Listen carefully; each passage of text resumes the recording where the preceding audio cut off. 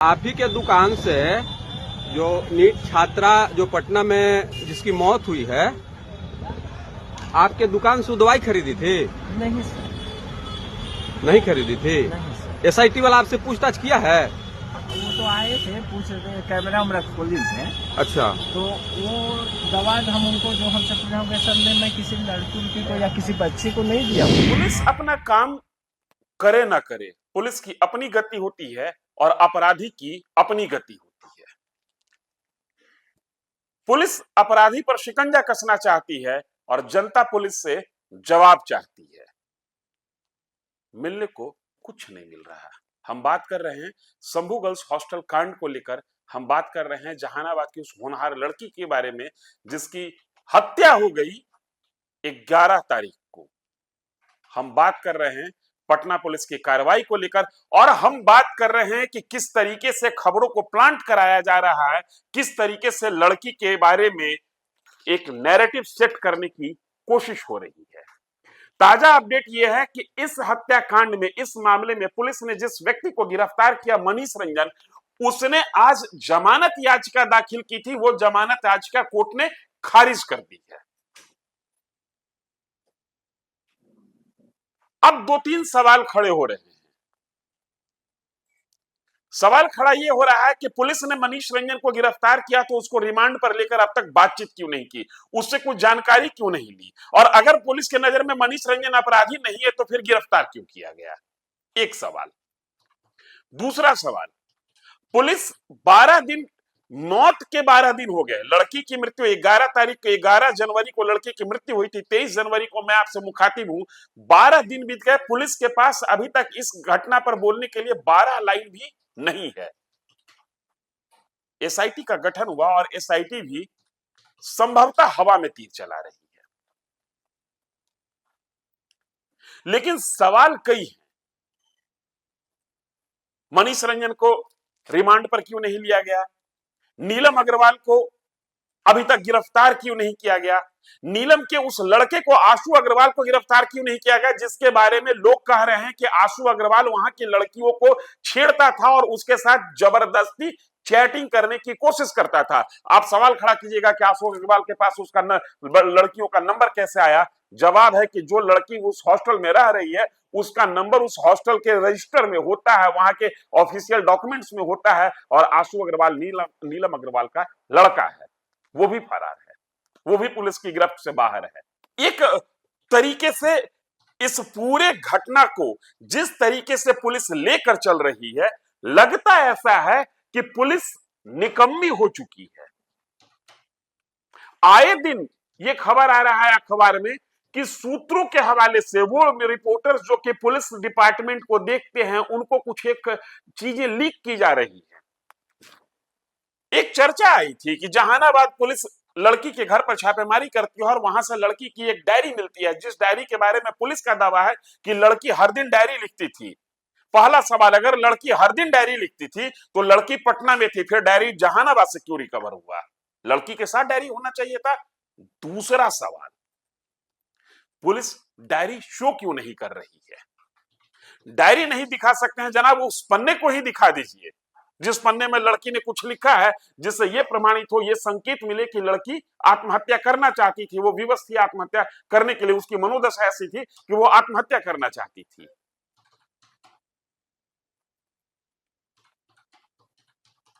इसका भी जवाब नहीं है।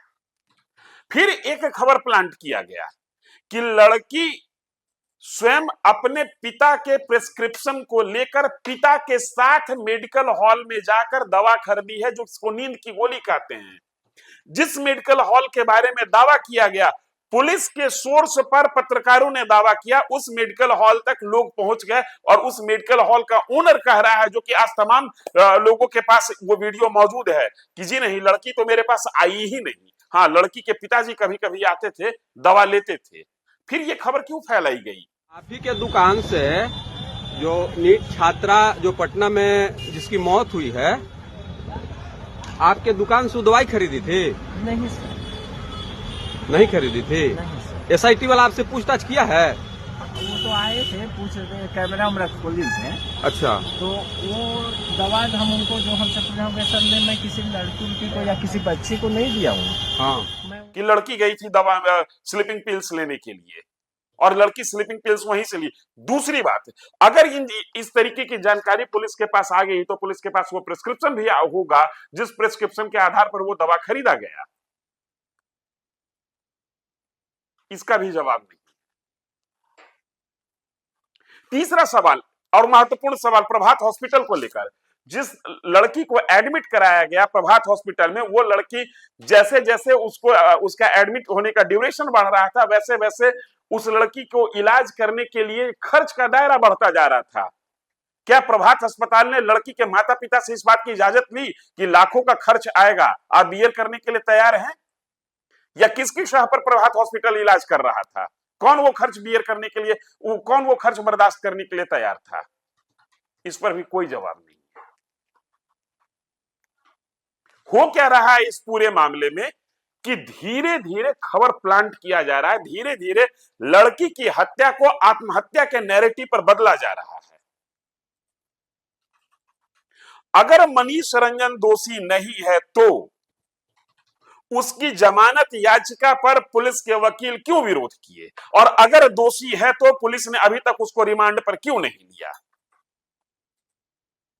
जिस पुलिस पदाधिकारी की लापरवाही से वो रूम जिसको प्लेस ऑफ इंसिडेंट कहते हैं जहां पर घटना हुआ, उस घटना वाले स्थल को 4 दिन तक लावारिस छोड़ दिया गया, जहां पर सबूत मिटाने से लेकर सबूत गढ़ने तक की कोशिश हो सकती थी, उस पुलिस पदाधिकारी पर अभी तक कोई एक्शन क्यों नहीं लिया गया? जिस पुलिस पदाधिकारी ने बिना पोस्टमार्टम रिपोर्ट आए, बिना सरकारी अस्पताल के डॉक्टर का स्टेटमेंट आए, ये बयान जारी कर दिया कि लड़की स्लीपिंग पिल्स के ओवरडोज के कारण मर गई है, उस पुलिस पदाधिकारी से अभी तक क्यों नहीं खबर पूछी गई कि आपको ये जानकारी कहां से मिली?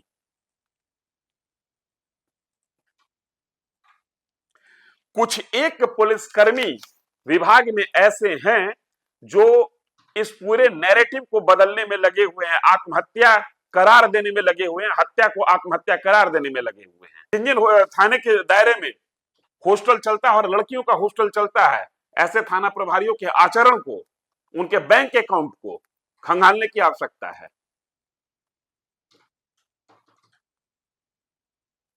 बीच में एक खबर इस तरीके से प्रचारित करने की कोशिश की गई जिससे लड़की ही नहीं उसके पूरे परिवार का चरित्र हनन हो जाए।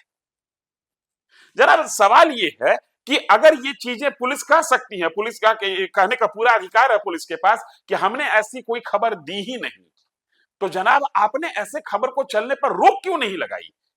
आप एक प्रेस कॉन्फ्रेंस करके कह सकते थे कि इस घटना पर कोई भी मीडिया संस्थान कोई भी खबर तब तक न चलाए जब तक पुलिस कोई बयान नहीं जारी करती है, क्योंकि मीडिया संस्थानों के द्वारा अनाप शनाप खबर चलाने से हमारा पुलिस का जांच कार्य प्रभावित हो रहा है। ये तो आप कह सकते थे, लेकिन आप ये भी कहना उचित नहीं समझे, इसलिए कि जो निर्लज्ज पत्रकारिता की जा रही थी इस केस को लेकर, वो निर्लज्ज पत्रकारिता पुलिस के उस नैरेटिव को साबित करने में लगी हुई थी जिस नैरेटिव को पुलिस ने पोस्टमार्टम रिपोर्ट के आने के पहले ही गढ़ना शुरू कर दिया था। तो फिर आप बोलिएगा क्यों? क्योंकि ऐसी पत्रकारिता तो आपके फेवर में जा रही थी। अब इस केस में हो क्या सकता है, हम दावे के साथ कह रहे हैं इस केस में पटना पुलिस के पास कहने के लिए कुछ नहीं है। एक और केस है, उसमें भी बड़ी अजीब सी घटना हो रही है। 6 तारीख को लड़की की मृत्यु होती है हॉस्टल में संदिग्ध परिस्थिति में।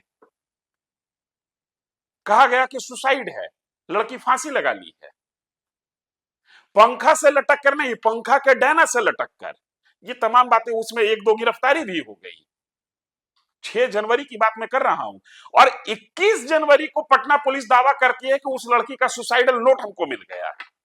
अब ये सोचने वाली बात है कि कोई भी व्यक्ति जब आत्महत्या करता है और आत्महत्या के कारणों को नोट में, जिसको कहते हैं सुसाइडल नोट, उसमें लिखता है, तो वो व्यक्ति उस नोट्स को वैसे जगह पर छोड़कर जाता है जहां पर उस डेड बॉडी को, उसके मृत शरीर को जो लेने आए, जो देखने आए, उसको उसकी सबसे पहली नजर पड़े उस नोट्स पर। क्योंकि उस नोट्स पर वो अपनी अंतिम इच्छा व्यक्त करता है या करती है, उस नोट्स पर वो अपनी मृत्यु के कारण को लिखती है या लिखता है।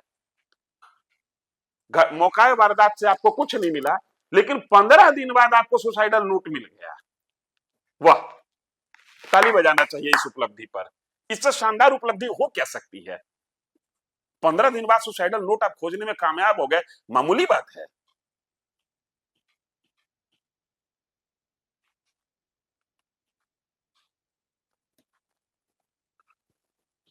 सोचना होगा पटना पुलिस को अपनी सक्षमता और अक्षमता पर, अपने पदाधिकारियों की कार्यशैली पर। और पटना पुलिस को क्यों सोचना होगा?